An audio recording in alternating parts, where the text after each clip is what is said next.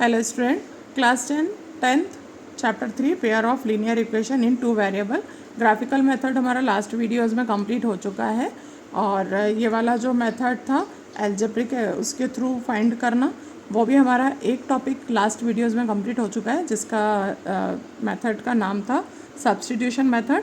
ये सेकेंड वाला मेथड है एलिमिनेशन मेथड, जो मैं आज आपको एक्सप्लेन करने जा रही हूँ। इस टाइप से टू इक्वेशंस हमको गिवन रहते हैं 8x + 5y = 9, 3x + 2y = 4।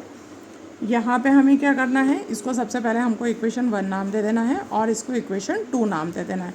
जैसा कि आप मेथड के नाम से ही समझ रहे हैं, एलिमिनेशन मेथड मतलब हमें यहाँ पे x या y किसी एक चीज़ का एलिमिनेशन करना रहता है।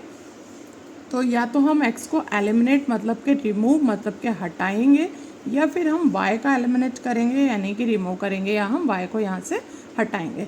इस मेथड में लास्ट में प्रीवियस मेथड में जो हमने देखा था, उसमें हमने एक इमेजिनरी वैल्यू लिया था x और y का, किसी भी चीज़ का, आप या तो x का या y का, जो आपको इजी गोइंग लगे। एक इमेजिनरी वैल्यू बनाया था हमने, उसका एस्टिमेट भी बोल सकते हैं, उसको हमने दूसरे इक्वेशन में रखा था। देन हमने एक्यूरेट वैल्यू फाइंड किया था, जो भी कुछ था, मतलब आप पिछले वीडियो को देखेंगे तो उसमें आपको क्लियर हो जाएगा। अब इसमें हमको ऐसा कुछ नहीं करना है, लेकिन हमको एलिमिनेट करने के लिए कुछ तो करना पड़ेगा। सपोज़ मैंने आपसे बोला यहाँ हमसे x को ख़त्म करना है, तो हम x को कैसे ख़त्म करेंगे? माइनस भी करते हैं तो यहाँ 5 बचता है। मैंने बोला y को ख़त्म करना है, तो y को ख़त्म करने के लिए भी माइनस करेंगे तो 3 बचेगा, यहाँ 5 बचेगा, यहाँ 3 बचेगा। तो इसका एक बहुत ही यूनिक तरीका होता है ख़त्म करने के लिए, कि हम यहाँ में से जो नंबर आपको ईजी लगे, या तो आप 8 का इस पूरी इक्वेशन में मल्टीप्लाई दे दें और 3 का इस पूरी इक्वेशन में मल्टीप्लाई दे दें। अगर आप x को ले रहे हैं तो आपको मैं करके बताऊंगी अभी आपको। अगर आप x को ले रहे हैं तो x के जो कोएफिशिएंट है, ये x का कोएफिशिएंट 8 है, तो इस 8 की मल्टीप्लाई यहाँ कर दें।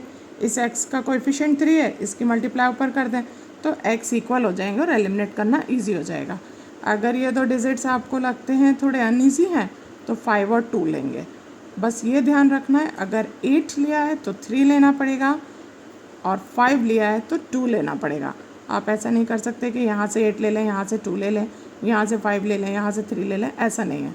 अगर आपको कोएफिशिएंट x के लेने हैं तो x के ही लेंगे दोनों, और y के लेने हैं तो y के ही लेंगे दोनों। मैं x के कोएफिशिएंट ले रही हूँ। x के कोएफिशिएंट लेने के लिए जो भी हम करेंगे वो हमें लिख के मेंशन करना पड़ता है।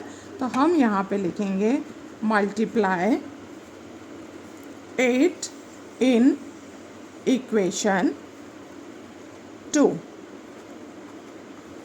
और नीचे ही मैं मेंशन कर दूँगी मल्टीप्लाई 3 इन इक्वेशन 1। यहाँ पे ध्यान देने की चीज़ है, मिस्टेक नहीं होना चाहिए। 8 का मल्टीप्लाई 2 में देना है और 3 का मल्टीप्लाई 1 में। तो पहले मैं 3 को ऊपर ले जाती हूँ इक्वेशन 1 में मल्टीप्लाई देने के लिए।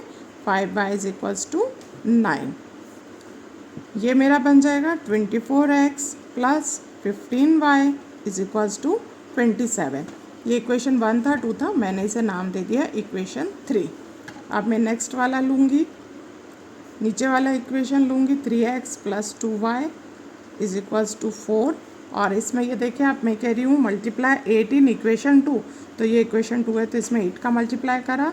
8 3 = 24, 8 2 = 16, 8 4 = 32। ये मेरा बन गया इक्वेशन 4।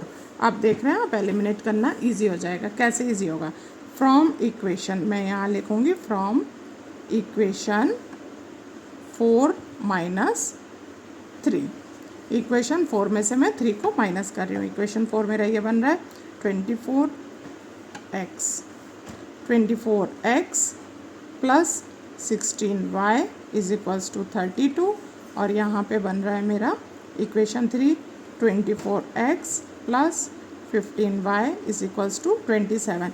यहाँ आपको मार्जिन लेकर के लाइन खींचना है, क्योंकि मैंने जैसे बोला है माइनस सब्ट्रैक्ट करनी है, तो वो साइन यहाँ पे जनरली सभी लोग बोलते हैं माइनस करना है, माइनस करना है, लेकिन हम यहाँ पे बोलते हैं साइन चेंज करना है, क्योंकि अभी हमारे पास सभी पॉजिटिव में है तो आपको नहीं समझ पड़ रहा है, लेकिन समटाइम्स हमारे पास कुछ नेगेटिव में होगा और हम बोलेंगे माइनस करना है, तो उस पर दोबारा से माइनस नहीं लगाई जाएगी। अगर कुछ यहाँ पे नेगेटिव में होता है तो वहाँ पॉजिटिव बन जाती है। इसीलिए हमको बोलना चाहिए साइन चेंज करनी है। तो मैंने साइन चेंज किया, ये देखिए आप एलिमिनेट हो गया यहाँ से। 16 में से 15 माइनस होगा तो हमारे पास 1y बचेगा, और 32 में से 27 जाएगा तो हमारे पास 5 बचेगा। यहाँ डायरेक्टली x = 5 हमको मिल गया है। अब हमको सिर्फ y का वैल्यू पुट करना है। यहाँ हम लिखेंगे put the value of y in equation. अब आप फर्स्ट और सेकंड को अगेन यूज़ कर सकते हैं, तो हम रखेंगे इन इक्वेशन 1। इक्वेशन 1 में हम रख रहे हैं 8x + 5y = 9 था। यहाँ पे मैं y की वैल्यू पुट करूँगी ब्रैकेट में। 5 ब्रैकेट का पूरा यूज़ करना है। 8x + 25 = 9। 8x = 9 - 25, then 8x = minus का 16 मिलेगा, यहाँ पे ये कैंसिल हो जाएगा और हमें ये मिल गया x = -2। यहाँ हमको y = 5 मिला है, x = -2 मिला है। और जैसा कि मैं बताती हूँ कि आपको आपके प्रॉब्लम्स को, इसका आप स्क्रीनशॉट ले सकते हैं। आपके प्रॉब्लम्स को जो भी आप कैलकुलेशन करते हैं उसका वेरिफिकेशन करना आपको खुद को आना चाहिए। हमारे को सेल्फ चेक करना होना चाहिए कि हमारे सवाल कितने सही हैं। तो सेल्फ चेक करने के लिए ये आप देख लीजिए, पूरा सम यहाँ से दिख रहा है। इक्वेशन 1, इक्वेशन 2 ये मैंने मल्टीप्लाई करा है 8 का इक्वेशन 2 में, ये मैंने मल्टीप्लाई करा है 3 का इक्वेशन 1 में, 8 का 2 में, 3 का 1 में। 8 3 × 24, 3 8 × 24, इसीलिए मैंने यहाँ क्या करा, दोनों मुझे 24 मिल गए। साइन चेंज किया, x को एलिमिनेट कर दिया, y का डिजिट आ गया। y का डिजिट इक्वेशन 1 में मैंने रखा, y का वैल्यू रखने से x की वैल्यू निकल आई।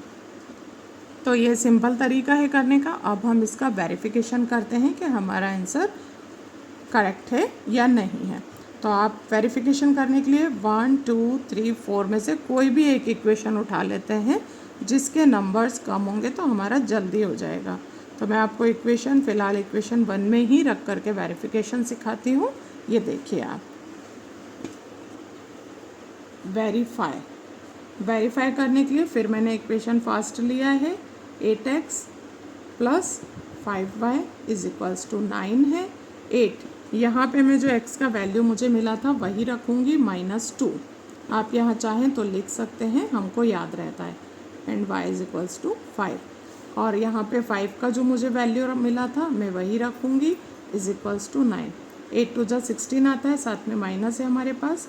5 5 × 25 आता है, ये रखा हमने, और 9। 25 में से 16 माइनस होएगा, 9 बचेगा। 9 = 9। LHS = RHS हो गया, ये हमारा वेरीफाई हो गया। अगर आपके ये दोनों डिजिट्स या ये दोनों वैल्यूज़ रॉन्ग आते तो फिर आपका यहाँ पे LHS = RHS नहीं आता। तो एग्ज़ाम में सॉल्व करते समय आप वहीं के वहीं अपने सवाल को 1 सेकंड का टाइम निकाल करके वेरीफाई भी कर सकते हैं कि हमने सही निकाला है। Thank you.